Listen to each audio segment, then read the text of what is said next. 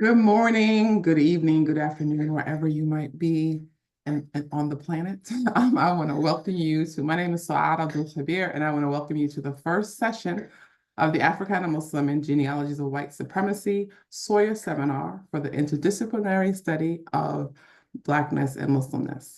This seminar, led by Professors Samir Ali and Murad Idris and myself, aims to address the way the racialized figure of the Africana Muslim, i.e. Muslims from Africa and its diasporas, have been hyper-visible in the theory and practice of racism since the days of Columbus, yet has been largely invisible in scholarship on critical race studies, white supremacy, and Middle East studies.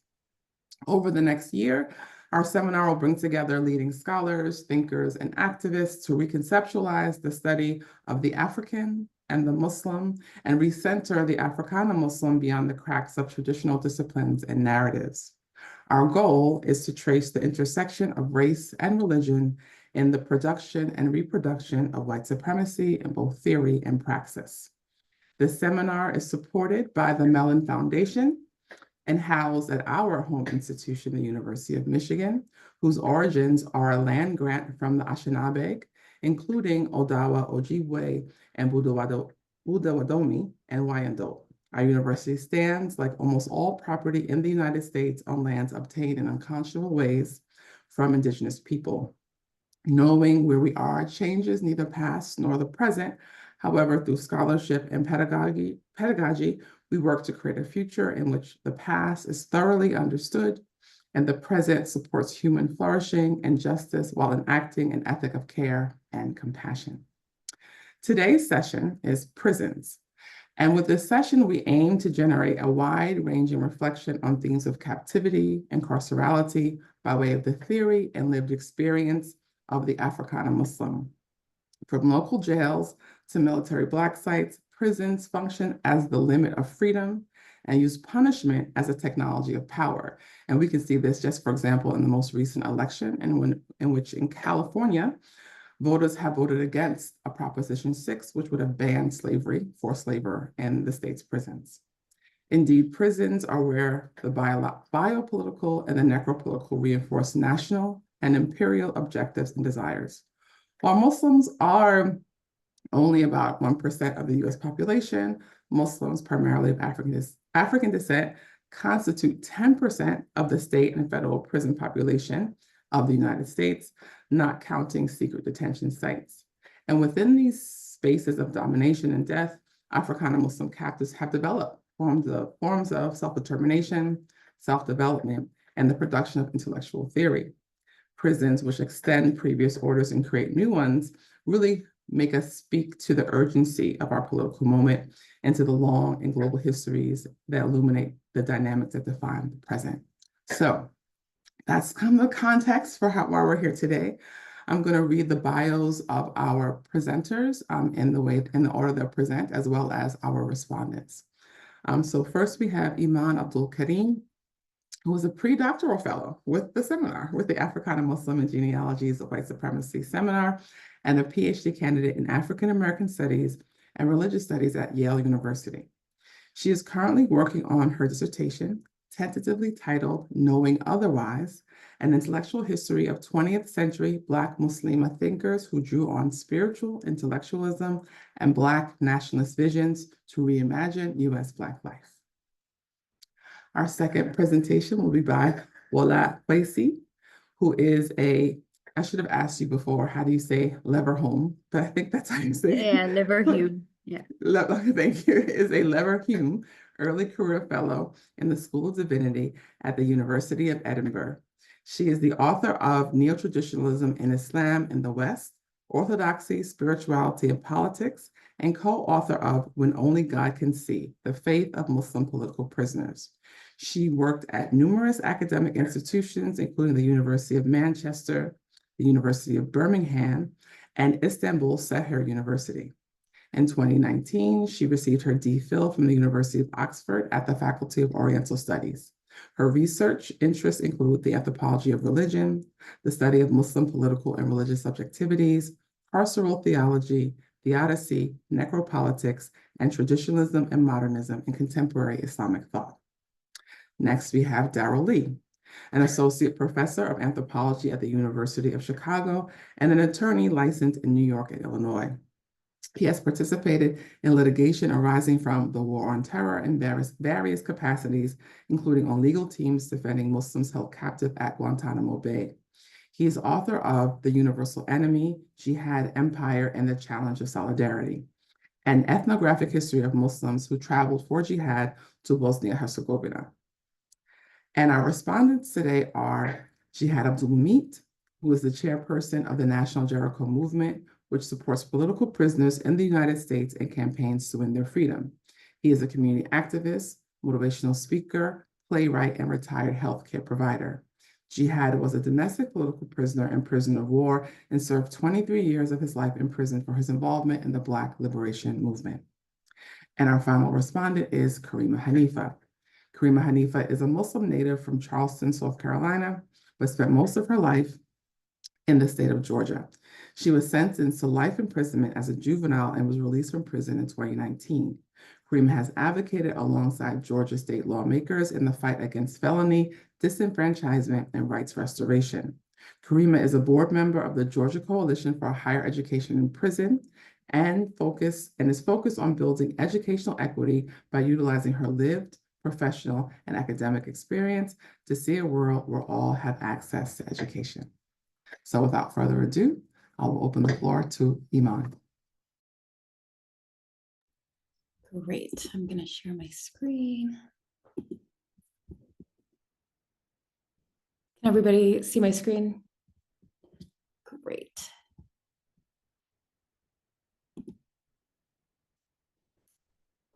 All right, well, first, I just want to say again, what an honor it is to be in conversation with the panelists and the respondents, everyone whose work I know and have deep admiration for. So thank you for having me. So today I'd like to think with the seminar's call to examine the historical and cultural dimensions of the prison as a site in which race and religion are co-produced by turning to what is arguably the most well-known scene in the history of US Black Muslim life, that of Malcolm X's embrace of Islam during his incarceration in Massachusetts prisons between 1946 and 1952.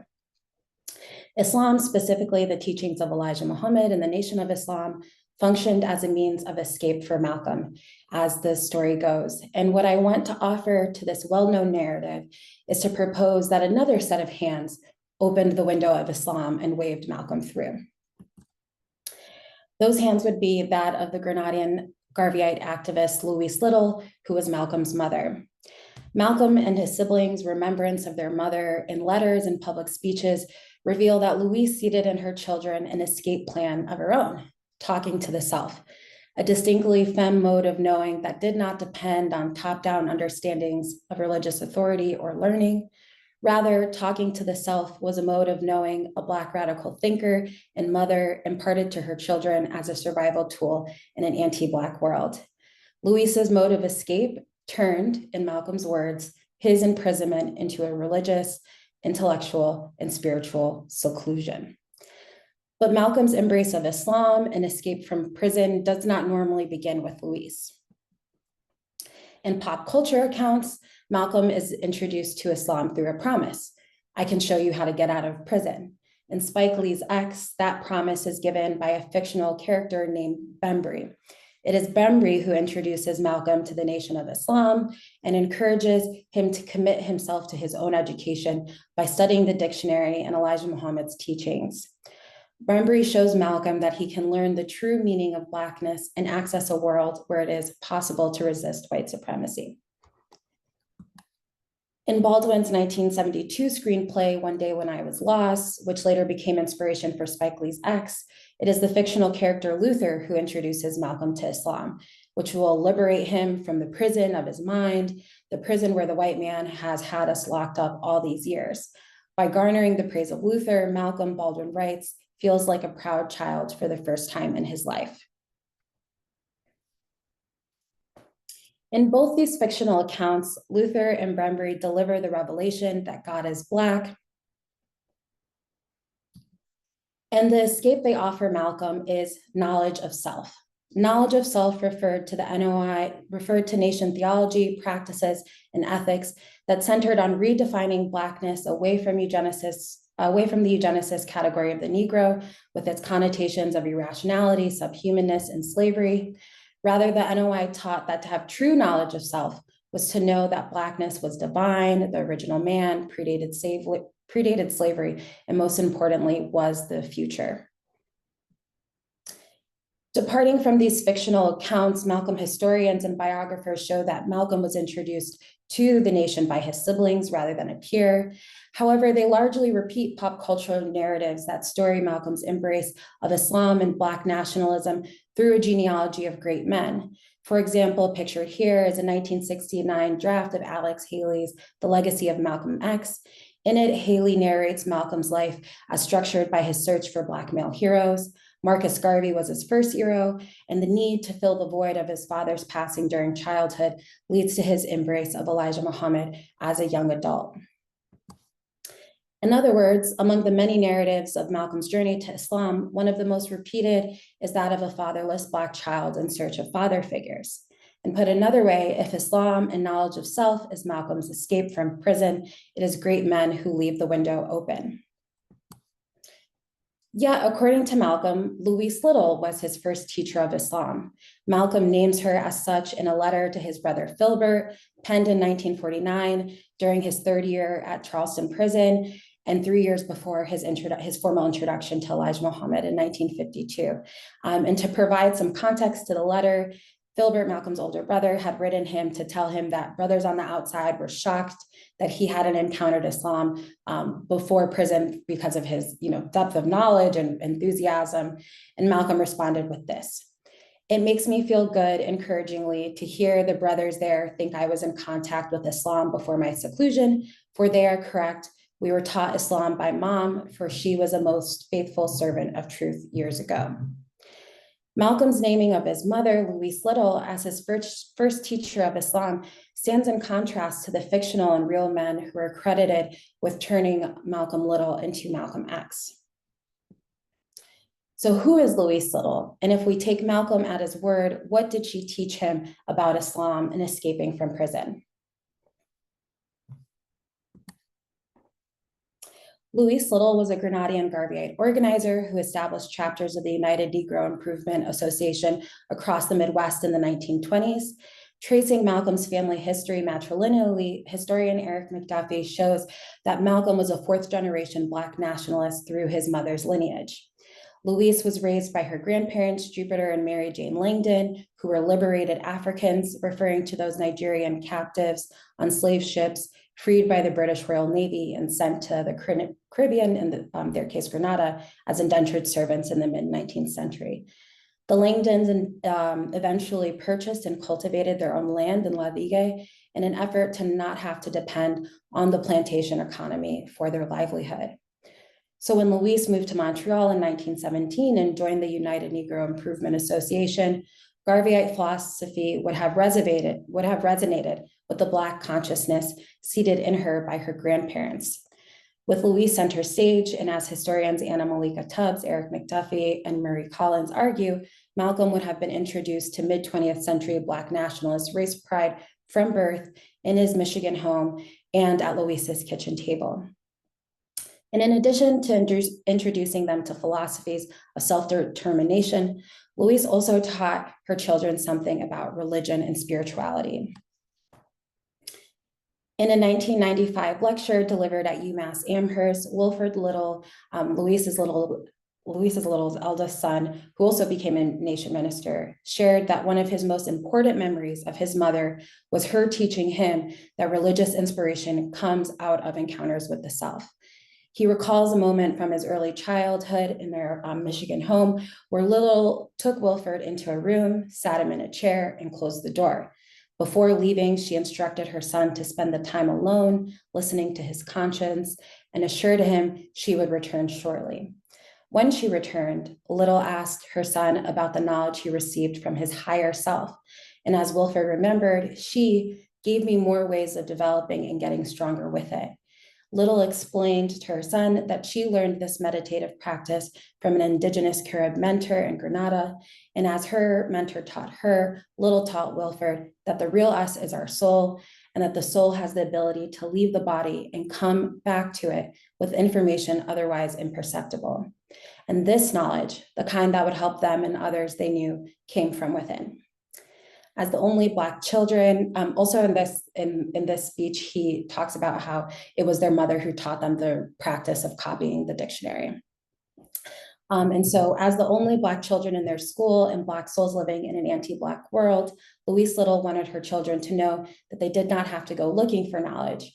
Rather, they possessed it within themselves. Accessing that knowledge required them to, in Wilford's words, listen to your inner self, which is your conscious, and the more you do it, the stronger it becomes. Louise's lesson was a distinctly feminine mode of knowing, that of a mother's lesson to her children, one that understood talking to the self as a means of accessing knowledge that did not require a top-down understanding of learning, knowledge, or authority. Louise Little taught her children that they did not need to wait around for a male hero. As the story goes, they could save themselves. In Louise's lesson, I am reminded of the Audre Lorde quote that the white father told us, "I think, therefore I am." The Black mother within each of us, the poet, whispers in our dream, "I feel, therefore I can be free." But a Black woman talking to herself and teaching her children to do the same was not a politically neutral act in the segregated Midwest of the 1930s. In 1939, it became evidence, according to state welfare agents, of Louise's supposed insanity, which ultimately led to her incarceration at Kalamazoo State Hospital for 25 years. Among the gendered and anti-Black evidence cited by state agents in their declaration of Louise's insanity was her routine of talking to herself and also talking too much about the discrimination she faced. In addition to having a child out of wedlock and allegedly losing interest in her children, though no evidence was provided to the court regarding what her children thought about the care that they were receiving from her. But Malcolm had a very different understanding of what led to his mother's incarceration. He wrote to his brother in the same letter that he names her as his first teacher of Islam. He writes to his brother, "Everything that happened to her because the devil knew she was not deadening our minds. She suffered the most abuse of all, incurring the worst degree of the devil's fury onto death, all for our sake. It is true that my accomplishments are yours and yours are mine, because we are all brothers and sisters. But all of our achievements are mom's, for she was the most faithful servant of truth years ago. I praise Allah for her." Malcolm's intimate conversation with his brother reveals that he understood Louise's Little imprisonment as a consequence of her Black radical consciousness and the awareness she was nurturing in her children, both of which posed a threat to the status quo. The state's declaration of Louise as supposedly insane for talking to herself stands in sharp contrast to her children's remembrance of the same practice as one of the greatest spiritual and religious lessons she taught them. This contrast reveals the thin lines between what is considered radical, what is considered religious, and what is considered insane in an anti-Black world. Despite being imprisoned at Kalamazoo State Hospital while her son was imprisoned in Massachusetts, Malcolm relied on Little's lesson of turning to the self in his earliest philosophizing on Islam and Blackness. 3 years into his prison sentence, Malcolm began to refer to his time not as imprisonment, but as seclusion. Seclusion to Malcolm was the greatest thing in the world for bringing out the truth that lies inherent in all of us, but we never take time to seek it. The truth that Malcolm was referring to was Islam. Malcolm understood Islam to be both the theology of the Nation of Islam, as well as an internal sense of knowing necessary for grappling with and reimagining Black life, a sense of knowing the truth that, according to Malcolm, made Louise Little a Muslim by instinct. In these same letters, Malcolm wrote to his brother that despite all the sources he had really, dedicated himself to studying, he was relying on his own brain, his own sense of things to determine the truth. In one letter to Henrietta, he notes that his contemplations had gone so far that he needed to take a break from that long sojourn out in space. And I bring these excerpts from Malcolm's prison letters up to show that once one knows Louise Little taught her children to talk to themselves and rely on their own thinking to determine what was true, it becomes impossible not to see her between the lines of Malcolm's earliest thinking and engagements with Islam and these letters with his brother, to his time as Minister Malcolm, and of course in his final years as Al-Hajj Malik al-Shabazz. That in addition to the Nation of Islam providing Malcolm an escape from prison through knowledge of self, Louise provided Malcolm an escape by teaching him how to access knowledge from self, which Malcolm understood as crucial to his Black Muslim consciousness. Taking Malcolm at his word and placing Louise in the genealogy of his Islamic thought is to understand Malcolm X as Malcolm Little.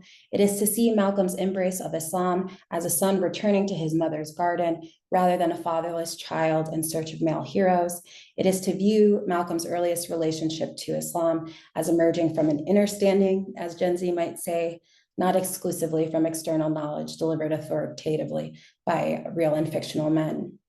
By thinking with Louise and Malcolm X as Malcolm Little, my hope is to bring to the surface those moments when the Black Muslim thinker turns to the self, the sensed, and the intuited, alongside the read, ritualized, and revealed as a means of escape from the site of the prison, as well as those spaces structured by white supremacy and Black suffering.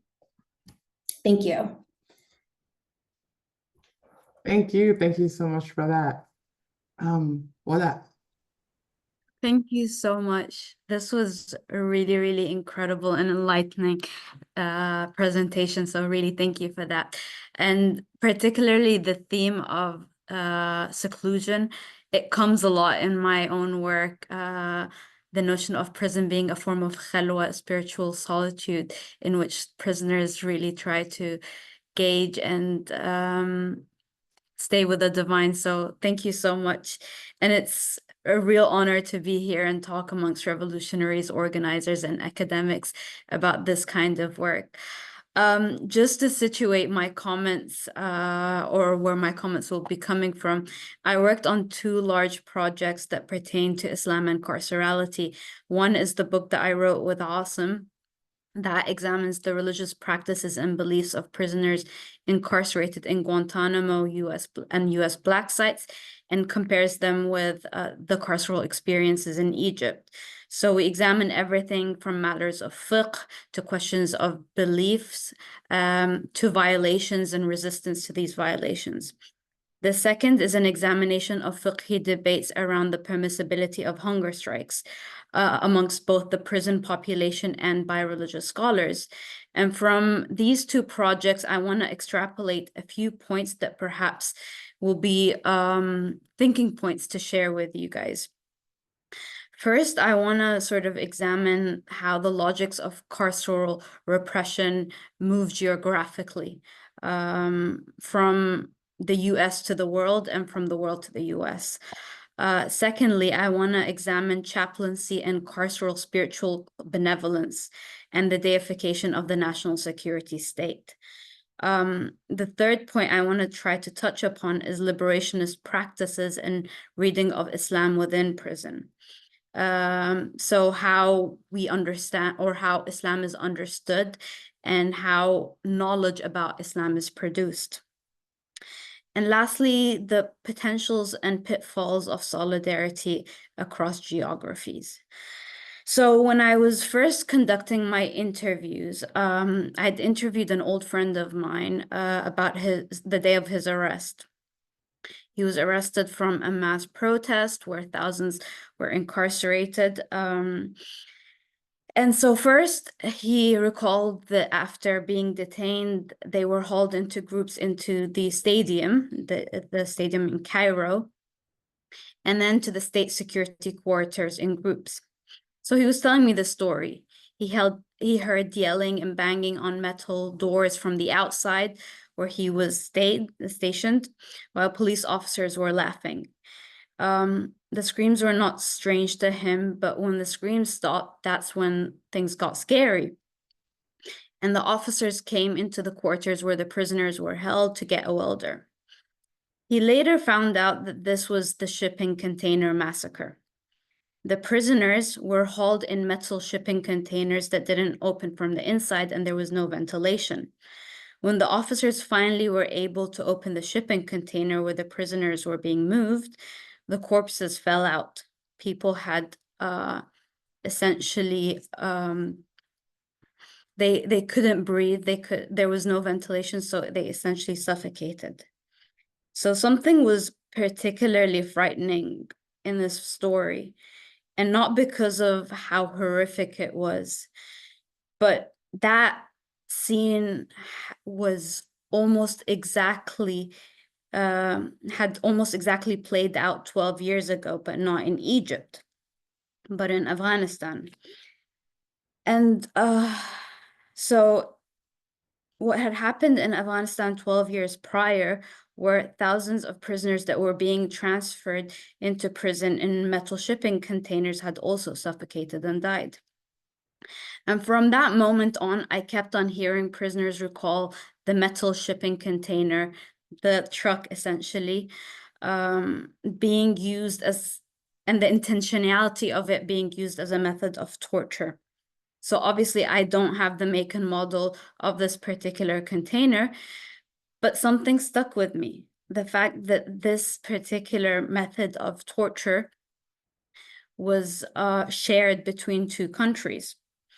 So I couldn't help but think about the congruence of these two very violent events, especially within the context of carceral practices, and how they physically travel through both benevolent multilateral criminal justice reform that focuses on reform and rehabilitation, and particularly how the UN tries to set up standards for prisoners' rights. And this was where they play a lip service on matters of race and gender. But also with that goes the impacts of medicalization and use of psychologists to control and manage the prison population.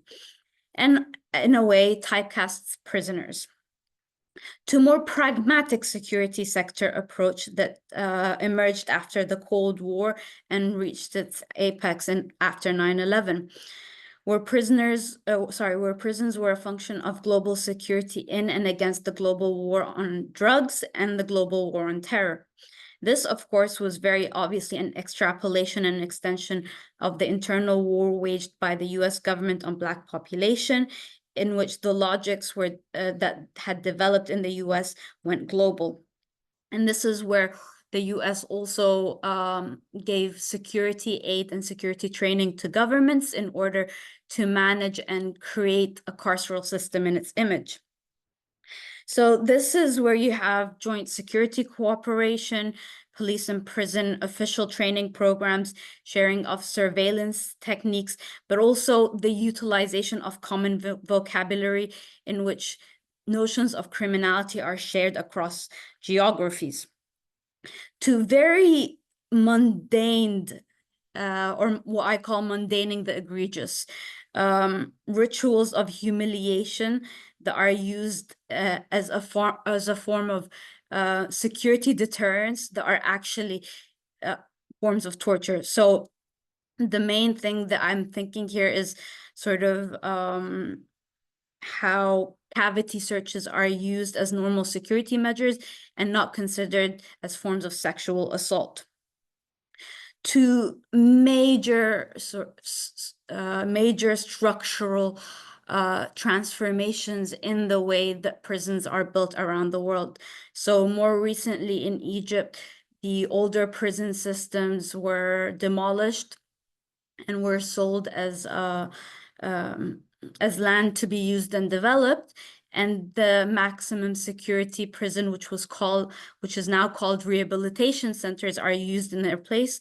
The use of technology to constantly surveil prisoners, the way visitation is now transformed, in which prisoners cannot engage directly with their loved ones in visitations, but have to talk to them through a kind of phone. So all of these are sort of structures that move from sort of the US model and is sort of exported to the world. And there is some work that's been done about that, particularly in the context of how these carceral logics move from the US to Palestine. So Simone Brown has a book called Dark Matters on Surveillance of Blackness, in which she looks at how surveillance of Black communities in the US is mirrored in carceral practices in Israel. But what's typically not studied enough is how it's not just a dual relationship, but how the carceral structures in the Middle East in its totality, these logics inform one another, and the training and practices move across these geographies and inform one another. And so it's not just the US government working alongside Israeli government, but also the US government and the Israeli government working with the PA, Palestinian Authority, to train sort of police officers there, or the Egyptian government or the Jordanian government. The last is the obviously most egregious forms are the rendition programs, which are in fact a form of enforced disappearance that the US used during the War on Terror, in which they sent out people who they wanted to extrapolate information from to countries where they were tortured. So places like Egypt, Syria, Jordan were prime locations for that. And so while the actual practice of this form of enforced disappearance is egregious, what is significant to me is how particular practices that or particular torture practices that were used in these spaces then translated and moved back to the US in different sort of carceral spaces. So in Egypt, for example, a common torture tactic is known as al-arusa, or the doll, which is basically a form of crucifixion, but there's a head to it. So it looks like a stick figure doll. And that was then used in Abu Ghraib in the famous picture where the person was hooded and tortured. The German chair, which is used in Syria and has a very, very long history that is disputed whether it originated with the Stasi or the Nazis who went into Syria, the ex-Nazis who went into Syria and helped develop the carceral system there, and then was used by the Ba'ath regime. And then when prisoners of the war on terror were tortured within Syria, that method kind of also moved to the Americans. The closet or the dulab that was used by Saddam Hussein in Abu Ghraib was also then used in Abu Ghraib, and Guantanamo Bay, electrocution, et cetera, et cetera. So these are the most egregious forms. But then there's also things like transnational repression and how the Interpol is used in order to move to sort of capture dissidents all over the world. So I wanted to highlight both the mundane and the most pronounced forms of carceral violence to make a point. Yes, there exists the benevolent officer that's there to just do their job, the doctor who wants to help severely underserved population, or the chaplain that wants to give spiritual guidance to help prisoners. But at some level, we need to think beyond good governance of bad people and bad governance of good people, and think what are the ultimate functions of these institutions. In that way, we can read better how and what role they play in refashioning and remaking the prisoner's personhood. So when the prison structure is constructed in a way to not just control every day of your life, but every bodily function, and in turn, every spiritual function that the individual incarcerated has. So solitary confinement is the biggest example of that. The prison authorities control over the ability to go to the toilet, food, water, and their ability to access time. So when you have programs such as the chaplaincy program, although it can be very helpful for prisoners, there is an ultimate goal in which the chaplains play. There's the notion of repentance to the state and religious rehabilitation as a form of civic duty. And again, there are more mundane aspects to that in which it helps prisoners think about their personal lives, but ultimately the goal is to fashion a particular subject within the prison in order to be of service to this wider state. And so within that, embedded as a religious designation of criminality and intertwining the state with the divine or God. And we see that most predominantly in the war on terror through de-radicalization and rehabilitation programs, the use of imams and priests in sort of informing the carceral logic. And that becomes a very big part. And this has a long history. I mean, the US carceral system used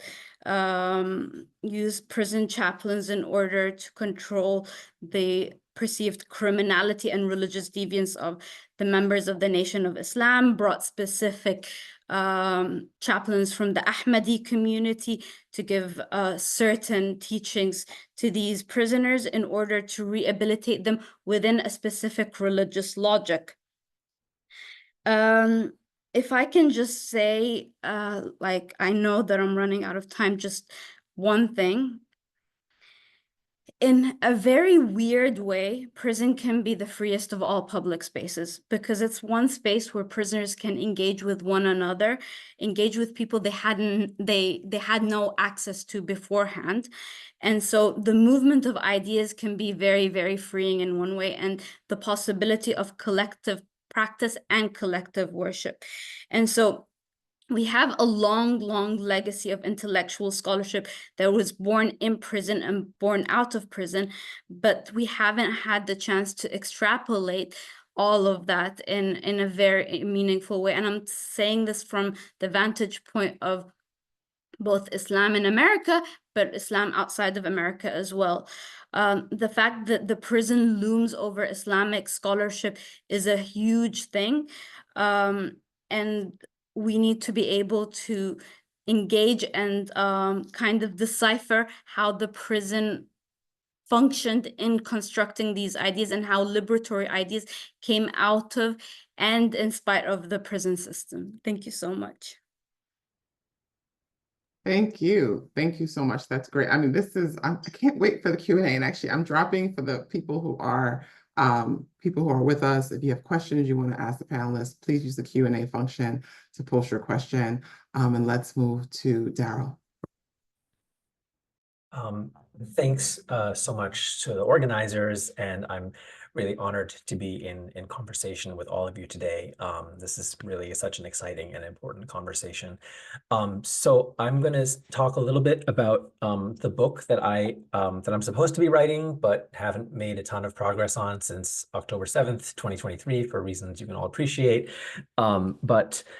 The book arises from my experiences working in litigation around the war on terror, Guantanamo, and also the rendition program, and really from a frustration. So in the early years of my experiences, like in law school, for example, I was involved in the Guantanamo habeas litigation.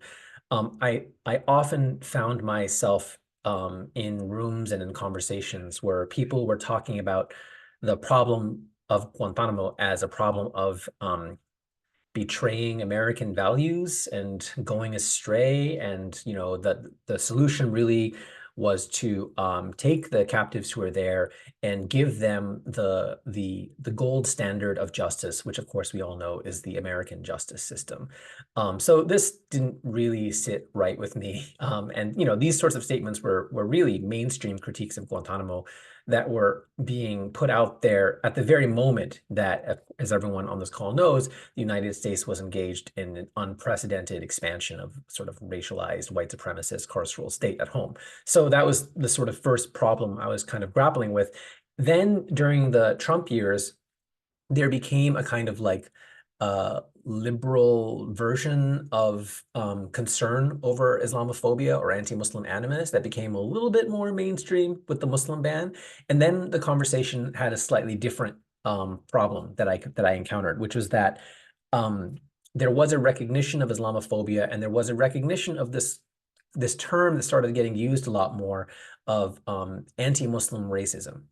And there are aspects, I mean, there's something about that term that I think makes sense and speaks to some dimensions of how animus against Muslims appears in the United States and elsewhere. But it also raises questions, right? So like when we say anti-Muslim racism, are we saying Muslims are a race? Like what's going on with that? And how do we deal with racialization among and between Muslims, right? So that was kind of the newer version of the dilemma that I was trying to think through. And more broadly, what I'm trying to do in the book is to really think with the concept of captivity. So yes, prisons, and yes, legacies and aftermaths of slavery, but captivity as a kind of broader concept that we can use to sort of put them in relation to one another and find ways of drawing connections between different sites and different contexts, right? Whether we're talking about Guantanamo, Black sites, Egyptian prisons, or prisons in the US, but also without kind of collapsing the differences, right? Because I think there are really interesting and important ways in which they kind of unfold differently. So the starting point for some of this research is to, well, and then the way that this conversation played out was sort of like the war on terror is a Muslim thing and prisons are like a Black American thing, right? Kind of reproducing this idea that these are two different, mutually exclusive, non-overlapping categories.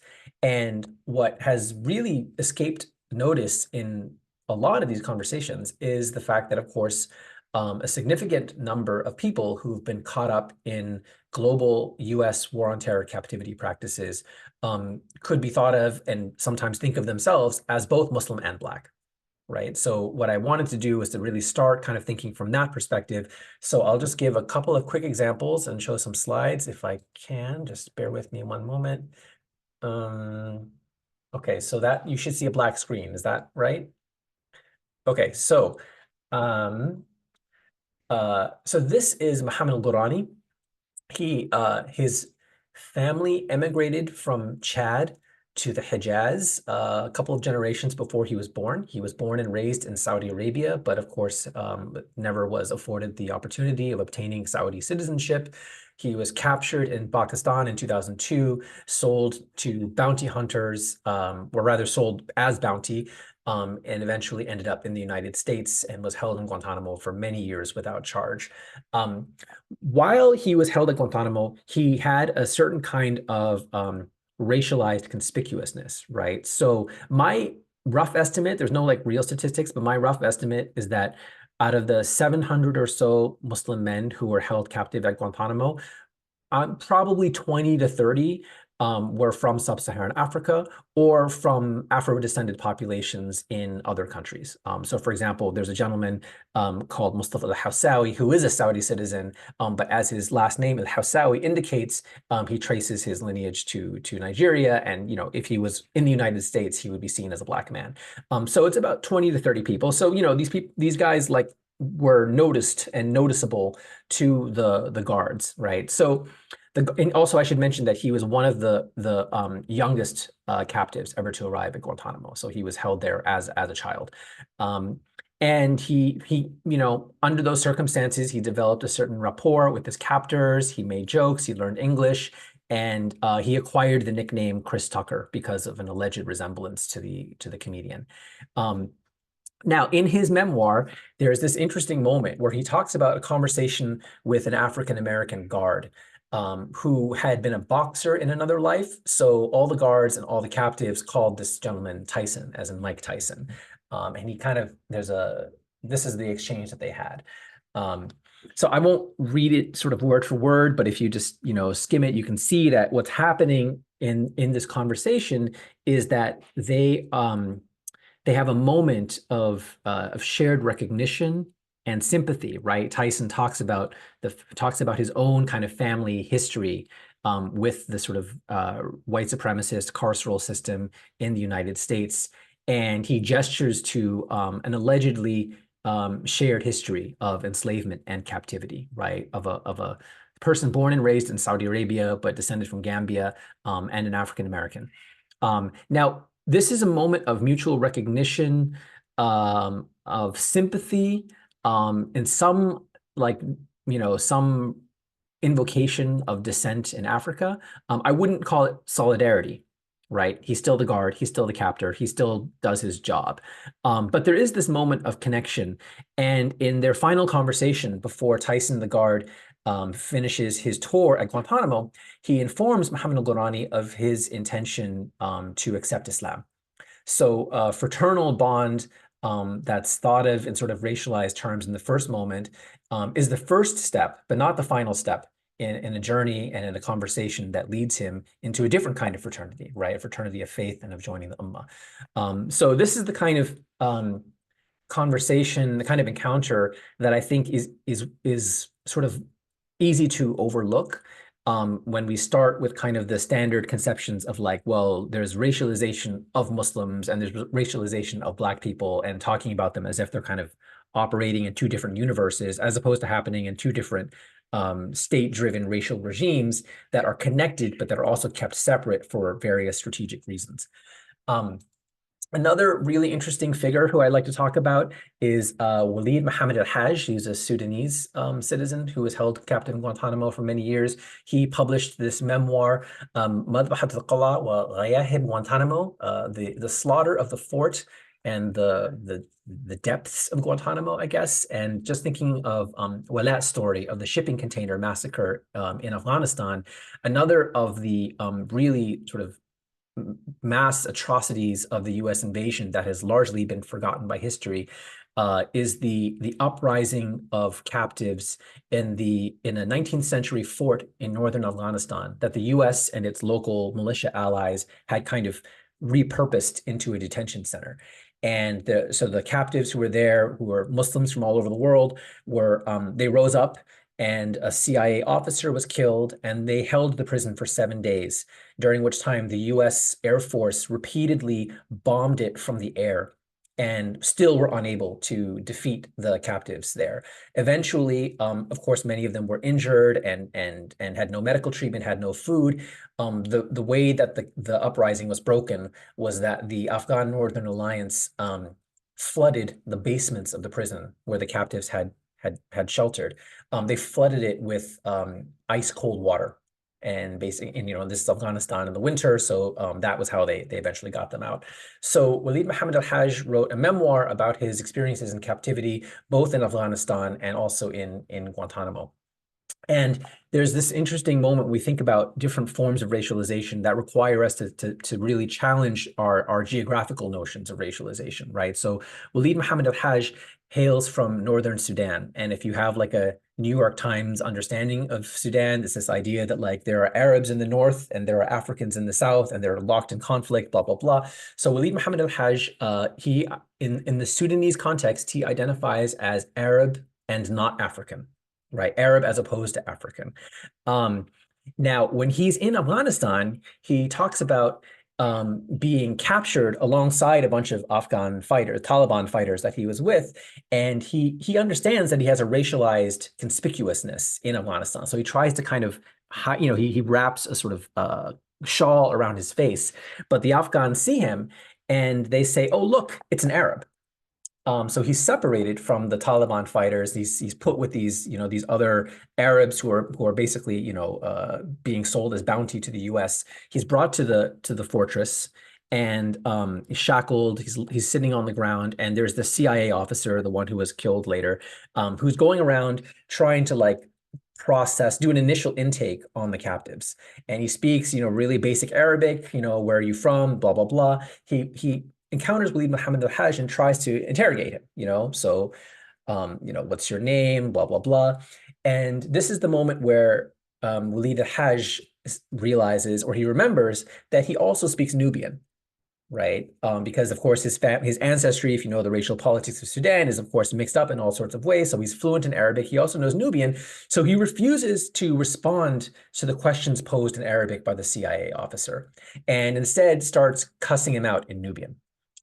To the delight of the other captives who are there, right? Who are Arabs of various nationalities. They don't understand Nubian, but they get what's going on. They start laughing. The CIA guy is frustrated. He gives up and he just scrawls African in his notebook, right? Because he doesn't know how to place Walid Muhammad al-Hajj. So within the span of a few hours, he's in a situation where his blackness in Afghan eyes marks him as an Arab, right? He's seen as black and therefore Arab, but in the eyes of the American national security state, he is seen as black and African and therefore not Arab, right? So there's a kind of disconnect that's going on. But then in the eyes of the brothers who are detained around him, right, he's black and Arab, right? Not necessarily black, therefore Arab, but black and Arab. Like he's Arab, he speaks Arabic, whatever, but he also speaks Nubian. For him, Nubian is not a source of a missing or compromised Arabness, right? It's like a superpower. It's an extra, it's sort of faculty. Now, the other really interesting aspect of the story is that after his memoir was published, Walid Muhammad al-Hajj was interviewed on Al Jazeera. It was like a 10-part series where he basically narrated the book. And he's interviewed by the famous Egyptian war correspondent Ahmed Mansour. And when he tells this particular story of his encounter with the CIA officer mocking him in Nubian, Ahmed Mansour stops and is really fascinated. I mean, dare I say, titillated by the story, and asks that Walid Muhammad al-Hajj just tell us, say something. What did you say to the CIA guy? Say it in Nubian, right? Which, of course, is not a language that's understood by most of the presumed audience. And Walid Muhammad al-Hajj has some hesitation. He has some reluctance, right? He's like, well, I don't really speak Nubian, even though just before he said he was fluent. And I find this moment of hesitation quite interesting. And I don't want to project too much, right? But I can make some guesses. One is that, of course, as a pious subject, he's telling a story of a time when he was swearing, right? And maybe he doesn't feel comfortable doing that on air. I think that's a totally plausible hypothesis. But I think another hypothesis that's not mutually exclusive is that Walid Muhammad al-Hajj is not unaware of histories of racial performativity of blackness and Nubian populations in the Egyptian context, right? Including blackface, including various media representations. And maybe that's part of what he's sort of unsure about. So I think this is also sort of at work where this is a gentleman who in his distinct geographies, in his distinct encounters, with Afghans, with Americans, with Egyptians, or non-Black Arabs, if you want to use that terminology, where his racialization takes on sort of different aspects and unfolds in different modes. And part of what I'm trying to do in this book and in this project is to have a framework that's able to accommodate this sort of complex reality and to also understand its logic, how it intersects with the logic of American imperialism, but also has its own life and exists independently of it. Okay, I think I'll stop there. Thanks. Wow, thank you. That was I'm so excited. So excited to hear everything. I'm going to turn it over now to our respondents. I'm going to turn it over to Brother Jihad first to share his comments on the presentation. You're muted. Thank you, Dr. Suad, and assalamu alaikum to everybody. I always begin with Bismillahir Rahmanir Rahim, Alhamdulillahi Rabbil Alameen, wa salatu wa salamu ala Muhammadin Nabi wa ala alihi wa sahbihi ajma'in. Amen. So these presentations were powerful. I tried to type all the notes I could. Not so much even just to respond, but also to share the information with others moving forward that I encounter. So I think that starting off with the comments from Imam with Al-Hajj Malik al-Shabazz was Malcolm X was very interesting about the whole notion of seclusion and that whole, when you're forced in a situation, I guess in the deepest depths, that I think it is kind of like a situation where you are forced to really look at yourself. Not everybody takes advantage of that, obviously, but going to prison can knock you off your high rollers. Malcolm X being a petty hustler and being dethroned, if you will. And a lot of people that are hustlers and doing whatever they're doing. And this is with the understanding that a lot of people are in prison for things they didn't do, falsely accused. So I'm not even beginning to suggest that everybody I got you, did anything, or falsely accused or wrongly charged or and convicted and so on. So all that in consideration here. But yes, I do resonate with the two things that Sister Iman has said, that is acknowledging women in our struggle and the important role that they played throughout the history, and that's always been the case. And in a patriarchal society, in a patriarchal world, that's oftentimes not looked at.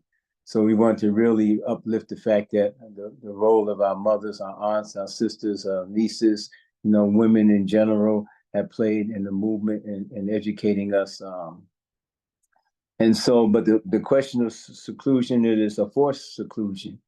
And under repressive and oppressive situations, it does allow for us to really dig deep within ourselves. And once again, everybody does not take advantage of that, of course. And now there was a time in prison, I did 23 years in prison. I became a Muslim in prison. I did a lot of self-reflection myself in prison. And even though I was in the Black Panther Party and the Black Liberation Army, but this gave me a chance to do some spiritual insight by myself, secluded. I wasn't the tough guy, like that, so to speak, which I am the tough guy, so to speak. But it really humbled me, and it's oftentimes that you can find a lot in your sujood, in your sajda, in your position when you are the lowest, and you can have the opportunity to become in contact with Allah. But we want to also take that, how can we bottle that energy, that spirituality coming out of prison, and when you come back out into a society, a lot of times the energy that you have from communal, collective, congregational salat and prayer and brotherhood and study and things of this nature,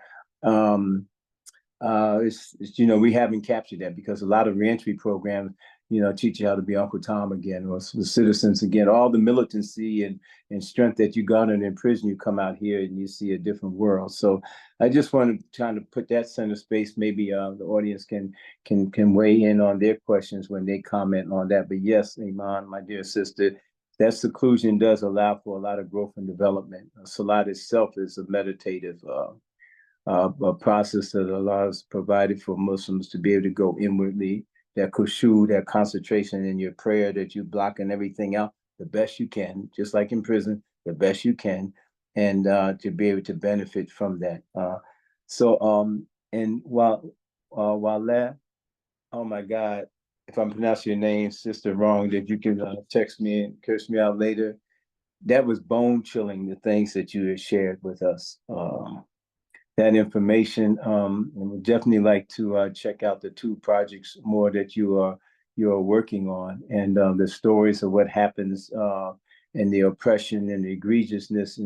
And one thing that really stood out to me that was really horrible that you said, not you saying it, is just what the reality of it is, the mundaning of the egregious. And it makes me think the normalizing even of our genocide in the United States, which, if you look at the 1948 protocols on the prevention of the crime of genocide, everything that's happened to Black, brown, and indigenous people in the United States it conforms with those protocols, and it's just that it happens so slowly that it's become what I would take the word mundaning of egregiousness and turn it into the normalizing of it. It says, okay, like the Clarence Thomas, right? The Supreme Court justice, if you will, the Black guy. There was a petition that was filed when I was in prison about the Eighth Amendment violation of cruel and unusual punishment, and he was one of the ones that that person being out there confinement for so long. He said no. It's not cruel and unusual. He said it may be cruel, but it's not unusual. Therefore, it's not a violation of the Eighth Amendment. Can you imagine a Black man saying that? Yes, you can, because that's where you're at right now. So all of that. So I just want to bring center space, the horrible and oppressive nature of oppression inside the prisons, and the solitary confinement perhaps being the most, the beatings and things of this nature. I just want to bring that center space. And Darrell Lee, the conditions of Guantanamo, the fact that this can be going on in still today, and the prisoners still today that are there is like, once again, taking something that Wallah said, about the mundanity of the egregiousness. Well, oh my gosh, man. The United States, true to form, has prisoners there with no charges for decades of their life, and it's okay. It's normalized. You don't even see it. Matter of fact, the American population now doesn't see a lot of things that's happening right at their doorstep, for that matter, because the genocide has been normalized. And the fact that there are prisoners there still. I was at the United Nations, and I'll bring this to a close to pass on to my dear sister Karima. I was at the United Nations to testify about political incarcerations twice in Geneva, Switzerland. While I was there, they had two attorneys from the United States Army, I believe, or whatever department it was, but they had on military uniform. And they were attorneys for, and I forgot their names, but I just have to go back and look. But they were representing some of the prisoners in Guantanamo. And after they got finished explaining to the panel about political incarcerations, just like I was in terms of domestic political prisoners, what the United States government's response to them was very curt.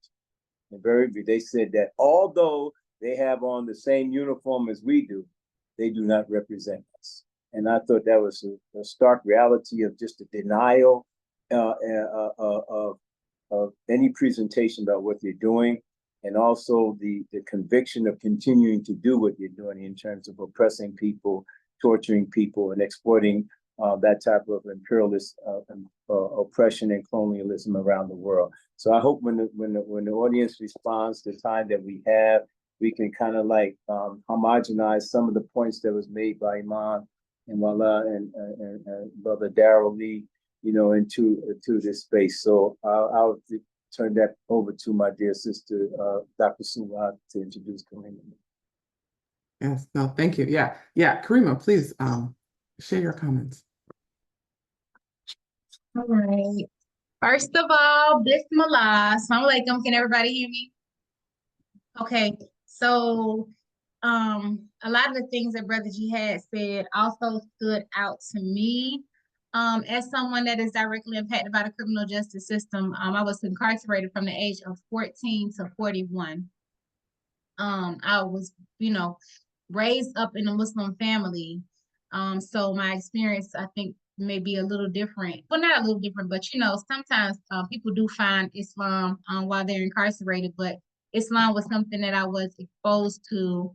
My father was actually an imam. And in the Christian world, they say like the PK kids are the worst kids. Like, yeah, kind of, sort of. Like the imam kids was running around in Atlanta acting crazy too. During my incarceration, I had an opportunity to read the autobiography of Malcolm X like over and over and over again. I think I was today years old when I realized that the character in the Malcolm X book was fictional. I mean, not in the book, but in the Spike Lee film was like fictional. But I think that when you're incarcerated and you're looking for like purpose for your life and meaning in your life, that these characters do play a main role as we, as people that are incarcerated, are trying to figure out where we fit in the scheme of life or in this experience, or how we can find relatable characters in life to help us comprehend the experience of what is happening. Sister Wallah, something that you said made me think about like deviant behavior. I'm a psychology major. It made me think about deviant behavior. It made me think about the prison experiment, right? Where a lot of times there are these behaviors that become acceptable behaviors or become reinforced. And a lot of times they are just dismissed as like people are crazy, or, people are insane or psychotic. But to be able to identify like deviant behaviors, when we think about like people just using torture techniques to break human souls, it's not just something that is happening in the American prison system, but it's something that's happening all over the world. So that was just like some of the thoughts that came to mind. And Brother Darrell Lee, as you was talking about Guantanamo Bay, for some reason, it came back to my remembrance that another book that I had, read a couple of times while I was incarcerated was For God and for Country. It was a brother, his last name was James Yee, where he was a Muslim chaplain who ended up being incarcerated and held at Guantanamo Bay. I remember reading that story, and that just came back to me as you all were speaking about his experience as he identified as a Muslim. He was an American citizen, even though like his origins were not from America. And it just made me think about the way that the system is designed to oppress specific groups of people and to elevate other groups of people. I have like a lot of thoughts that are going through my mind. Something that has been at the front of my frontal, and I don't want to talk for too long, is, and I've been making a lot of emphasis on it, I think specifically when speaking to students at universities, to remember that the school to prison pathline is real, and that there are indicators around us at all times. There are reminders around us at all times. When I was thinking about this recent election and, you know, women not having reproductive rights and just a vast array of things, I thought about how women not having access to make specific choices could create a population of children who by the third grade end up with these numbers, who feel displaced in community, who, when there isn't a system in place to nurture these children, that they end up in that school to prison pipeline.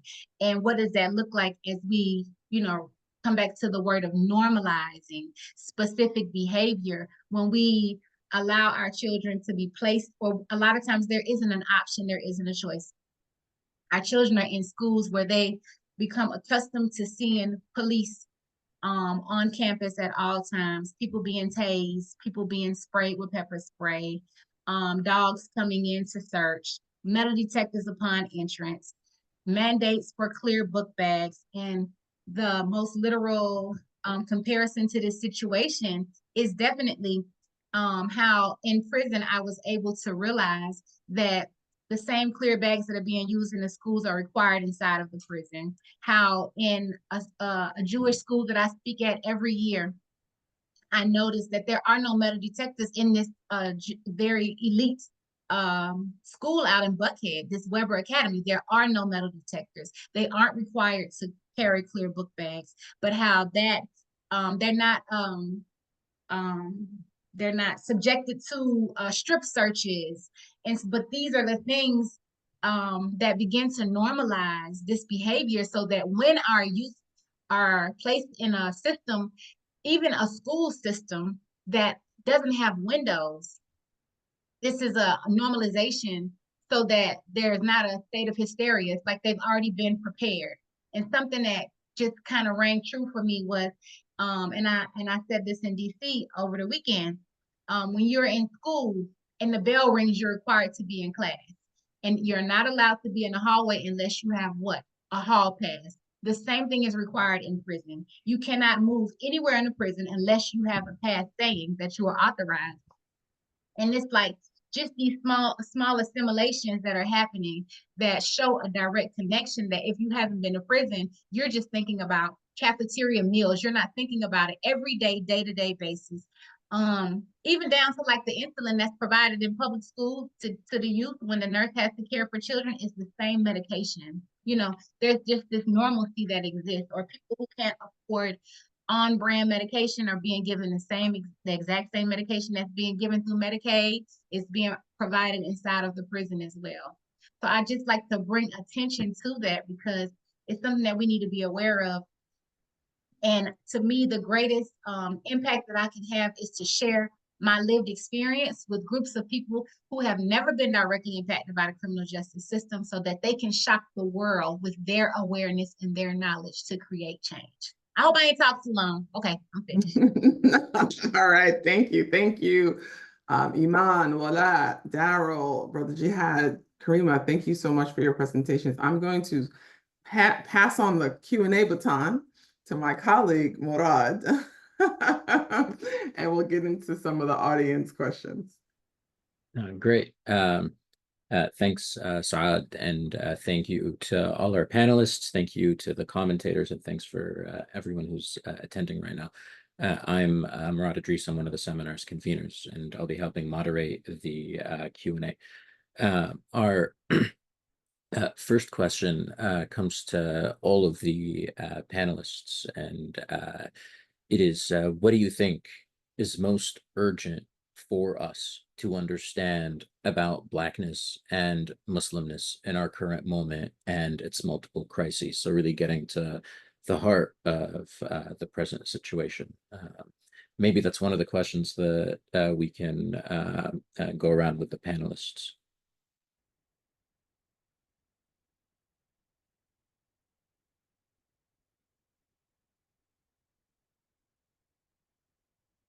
In whatever order you prefer. Iman, Wala, Darrow.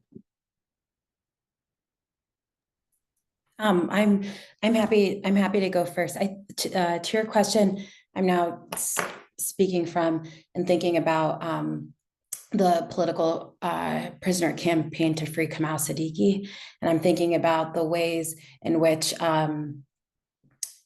the U.S. Patriot Act in 2001 reinvigorated the persecution of Black Panthers veterans, of Black Liberation Army veterans. And so I think for me, when I think about the most urgent issue is understanding, is just understanding the interconnectedness between those histories of state violence and in terms of COINTELPRO, but also, of course, as the the co-panelists talked today about the consequences of the war on terror. So I know that they can speak much more to that, but I'll put in the chat the link to that campaign. But I think that's such a good example of how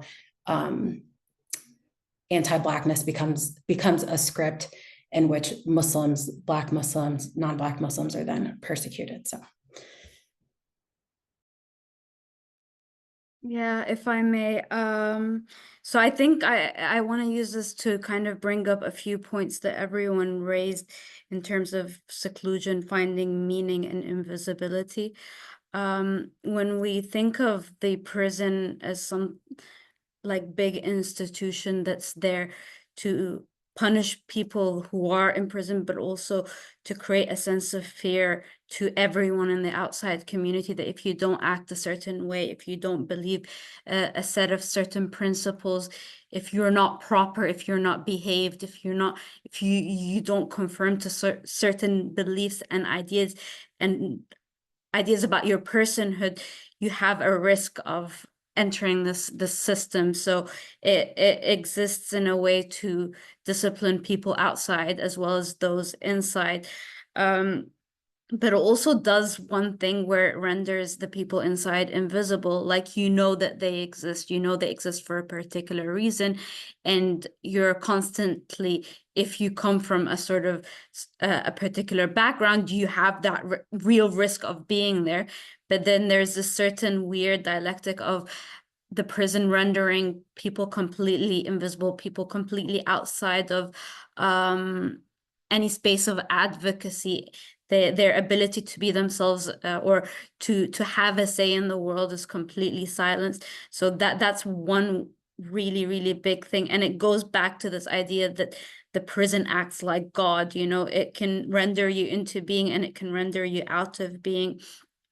And the one thing about Muslimness in prison, and I didn't get to speak about that, and that was like the heart of what I wanted to do in my work, is the question of why are rituals so important? Why do people try as best they can to pray correctly, to find the Qibla correctly, to perform ablution correctly, to understand this correctly?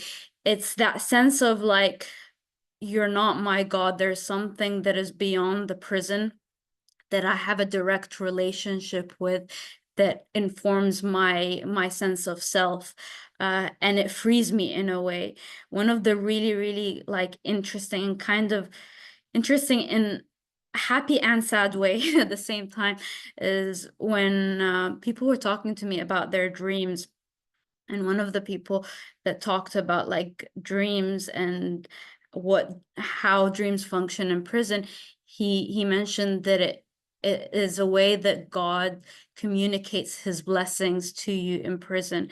And so for a while you're outside and you're talking to friends that you haven't met before or haven't met in a while. It's a way to tell you that your soul is kind of free.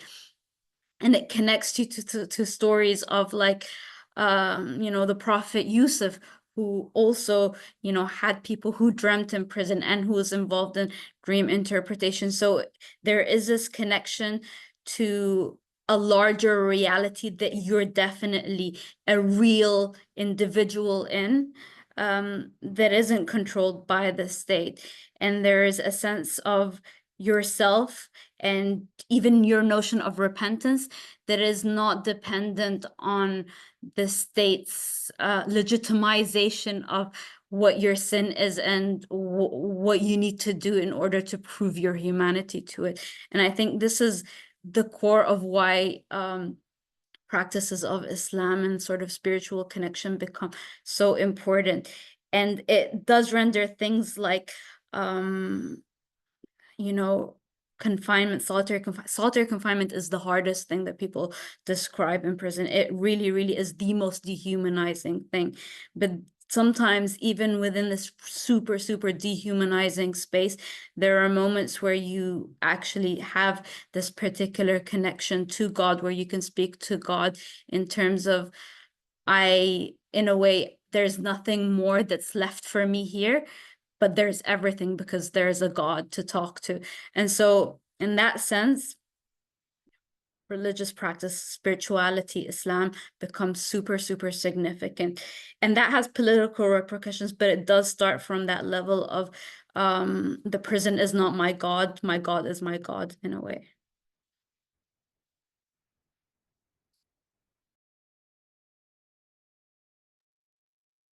Darren? Hey, thank you for sharing that. You brought back like a lot of thoughts, a lot of memories, things that in the last 5 years, I think I've just kind of like blocked out as I am attempting to move forward in life.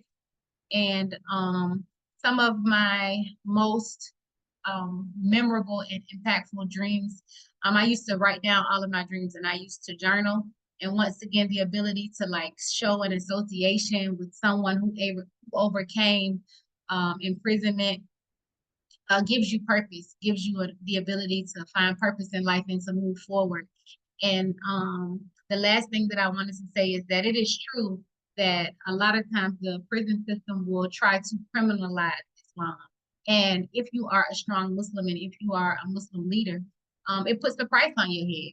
There is a price to pay. I was targeted often because I was Muslim and because I was one of the strong Muslim leaders no matter where I went. If there wasn't an Ummah, the day that I got there, we were built up. And on that Tuesday, there was Talim. And on that Friday, there was Juma. And, I was able to connect to the local masjids and the Islamic communities to make sure that the institutions had support.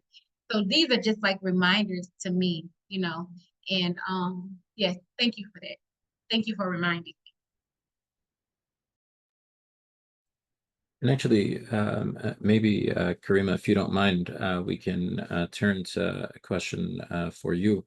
And the question is, what was done? The system would lock up and keep a 14-year-old for 27 years. How did you survive? How did you maintain your sanity? Was the community supportive? But also, what advice would you give to Muslim parents based on that experience? Oh, that was a long one. Okay. Any piece of it that you want. When I was 15 years old, well, I have a very diverse like background.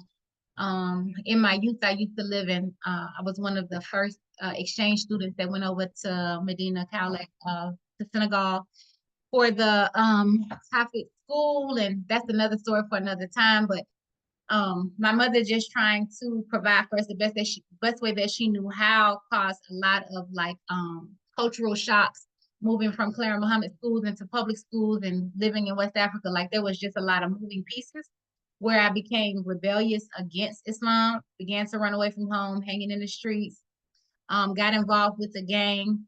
Another 15-year-old was killed, and all 9 people were convicted for this crime. Some of them are still incarcerated. I was the only juvenile that was involved. Everyone else was adults. I do believe to this day, my family has always been tied into the movement. I was a New African Scout when I was a kid, which are like the children of the Black Panthers. Another liberation movement. I have lots of stories, experiences to tell, but I do believe that my family has always been on the radar. I believe that I have always been on the radar. In Georgia, there is no party to crime law, so I was sentenced to 2 consecutive life sentences. When I first got incarcerated, definitely my frontal lobe was not developed. I think I thought I was locked up for shoplifting. It hadn't really even hit me that someone had lost their life. And that was just my way of processing it. Probably 10 years into my sentence, I kind of decided like, okay, I'm gonna be here and I just gotta be the best person that I can and just kind of find purpose where I am, because I did believe that I would never be released from prison. So it's like I was just trying to create a life, the best quality of life, to just be a good Muslim. There were many nights when and it makes me sad to think about it. There were many nights when I literally laid in bed before I went to sleep and made dua, like, if this is it for me, like, just take me out, Allah, like, just take me in my sleep, because today I learned that it's a process that I had to go through. Ironic or not, I would have many dreams about the life that I am living now. And my mother would tell me, like, don't tell people your dreams because, for one, like, the vision is for you, it's not for the people. But I would dream things and they would happen. And there are still things that are revealing themselves in my life that I literally dreamt about. I'm in places in society and it's like, oh, I dreamt about this, right? But I'm glad I have my journals where I would record my dreams. So now I have like pages and pages. I'm like going back looking for it. The way that I made it was definitely my faith. The Islamic community was always supportive, as my father was an imam. So I always stayed connected to Imam Pleman, Imam Tajuddin, Imam Pasha, like the list just goes on and on. There was always support when the way that I made it through, I ended up fasting every other day for 8 years. That's how desperate I was to get out of prison. So I did like the fast of Daoud. Like, I found myself in a situation where my mama couldn't help me. Johnny Cochran was dead. Like, I couldn't afford him anyway, but it was like no way out. And in desperation, I was like, okay, oh Allah, I'm willing to make a sacrifice. Just keep my family safe and alive until I'm free, and just give me an opportunity to just like care for my parents in their, in their final days. And Allah blessed me with, that. And I don't remember what the other end to the other part of the question was, but I hope I answered the question. Yeah, no, it's great. Thank you so much, Karima. We have around 3 to 4 minutes remaining. So, the first thing I think to say is this is an incredibly generative conversation, one that is obviously not the end, but rather one that helps us think about many more conversations to come. And maybe one thing we can do in these last minutes is go around and ask each of the panelists to give us their closing remarks, their final set of reflections for right now, maybe in response to the question, where do we go from here?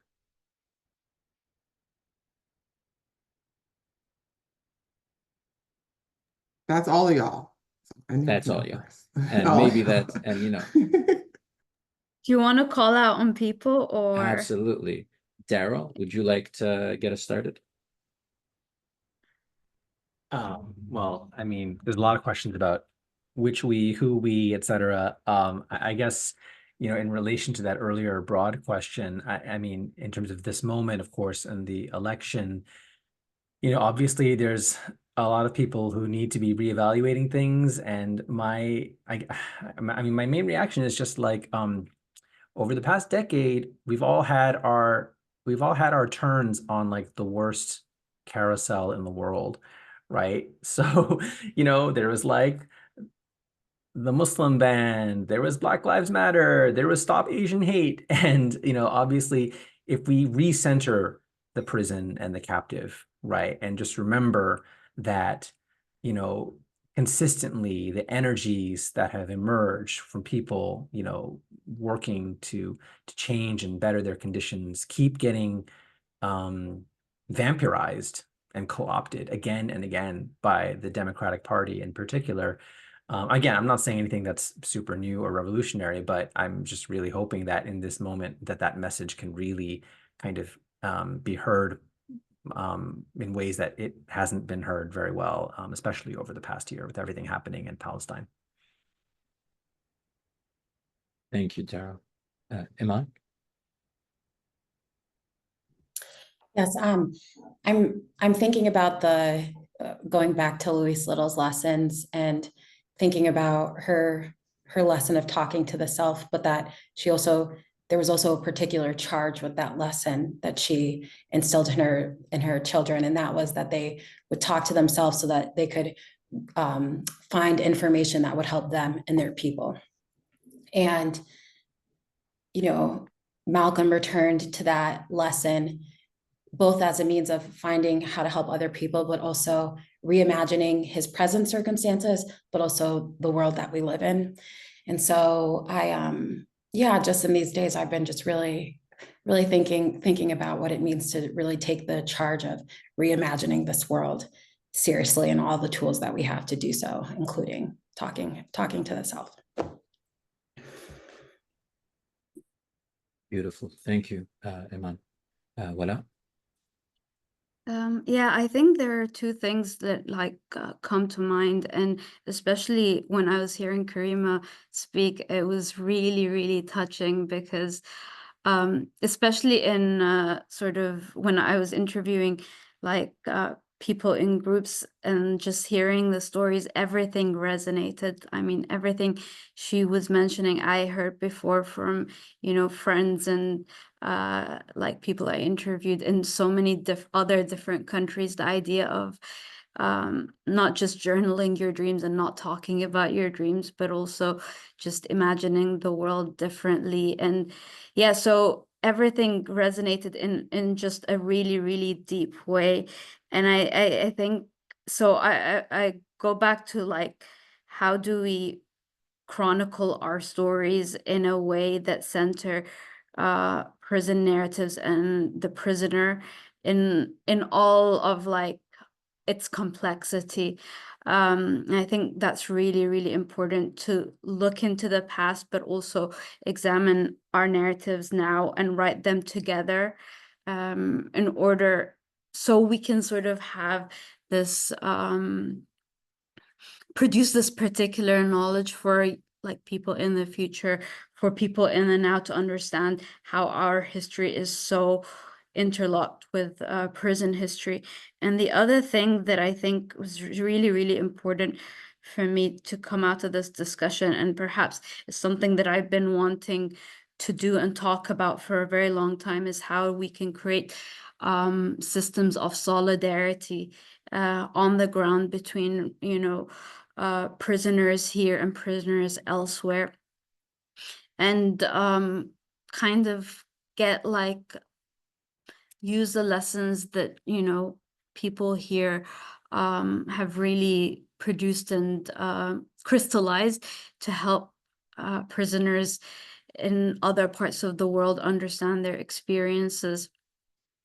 So connecting people through solidarity movements that move outside of the human rights spaces, because human rights spaces are very much invested in creating perfect victim narratives, because that's the only way that they can kind of create advocacy roots and whatnot. The last thing is perhaps creating systems of solidarity, not just with prisoners, but the children of prisoners, trying to find resources for children of prisoners and children of former prisoners in order to cope with the trauma of having had that experience of having, you know, seen their parents in visitation, of like the anger that they must feel, or the sense of abandonment and isolation that they feel in society. So even getting like kids to talk to one another with the help of therapists and whatnot, I think that that would be a really, really, really important and helpful thing to do. And yeah, there's a lot of people that are in need of that particular type of support. And so if we can think together of how sort of we can bring different children of prisoners or former prisoners together in order to sort of create a sense of resilience and awareness, that would be awesome. Thank you so much, Wala. Karima.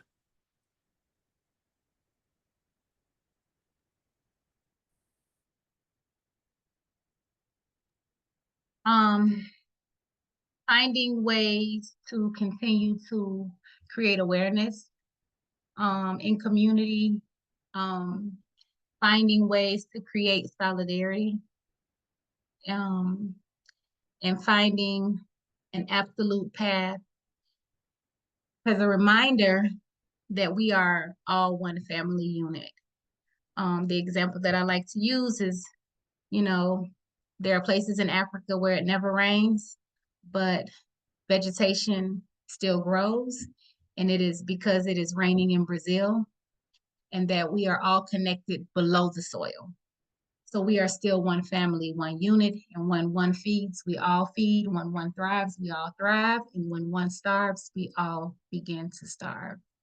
So for me, you know, creating a clear path for solidarity and just remembering that we are one humanity and that there are systems in place that are created for us to other one another. The systems look like prisoners, the systems look like labeling people using unhumanistic language. Just remembering to always use humanistic language when we are speaking about one another, when we are speaking with one another, and having these spaces available where people are able to learn is definitely a first. Thank you. Thank you, Karima. Brother Jihad.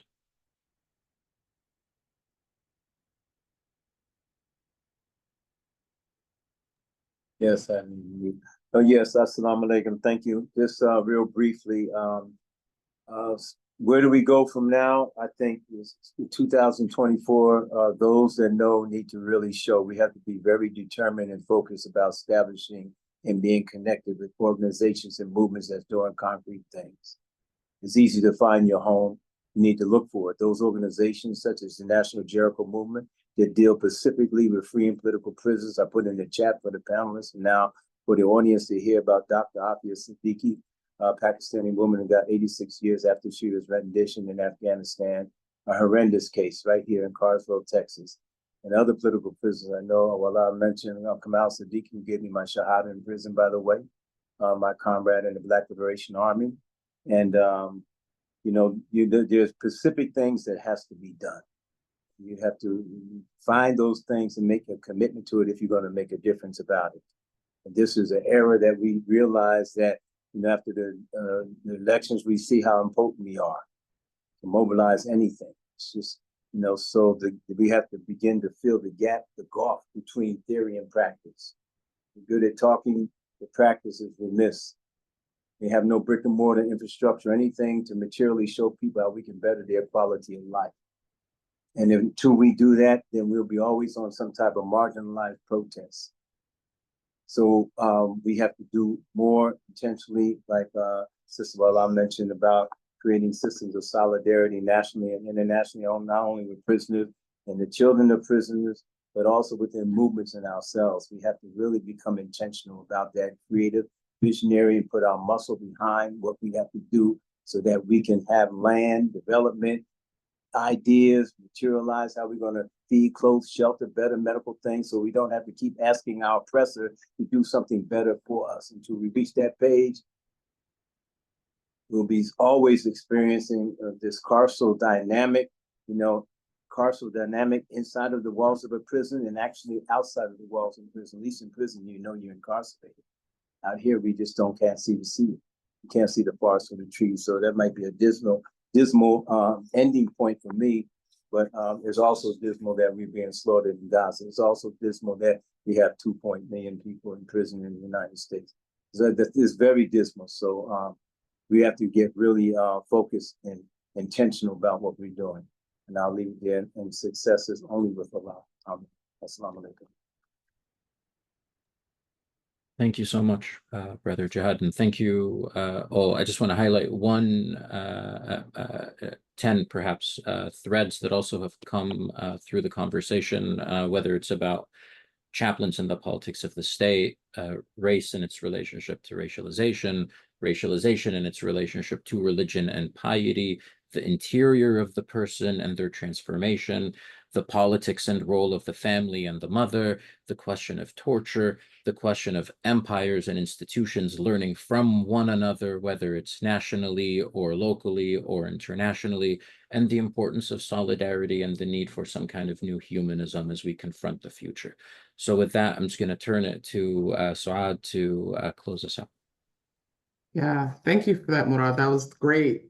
Where you pulled that together, those really important points from everyone's presentation. It was really a powerful sort of midday conversation with everyone. I want to thank each and every one of our presenters for coming. I want to thank all the the participants, and I'm sorry for the questions we didn't get to. We didn't have enough time for everything, but there's more.